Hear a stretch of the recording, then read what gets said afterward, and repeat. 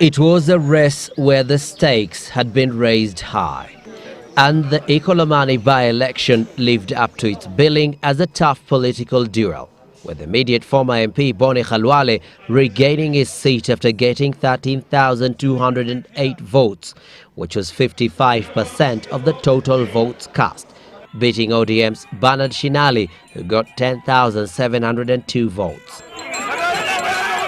Khalwale's victory is seen as a reward for his style of politics. But it is important that he has been visible on the ground with his bullfighting, with his youth.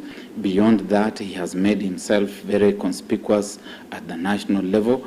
Shinali lost despite ODM's top brass campaigning for him. It was kind of too little, too late.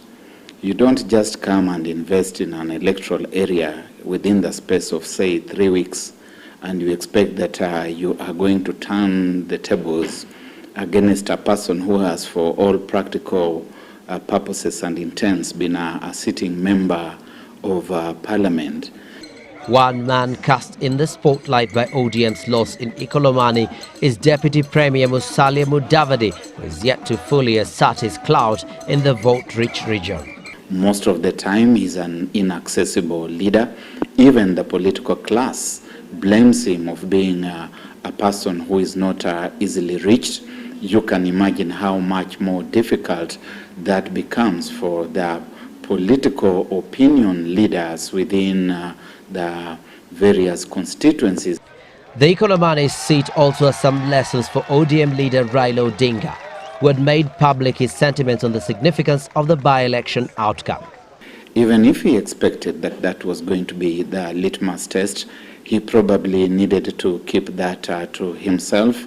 Presidential hopeful Eugene Wamalwa backed Khalwale, and he will be keen to capitalize on this latest result to build momentum for his campaign.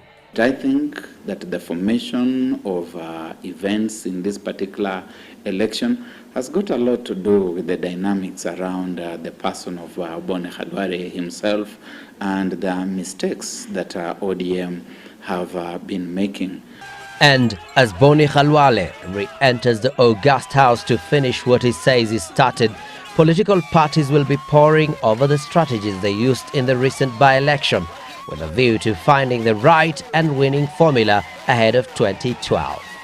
Abdi Osman, Citizen, live at 9.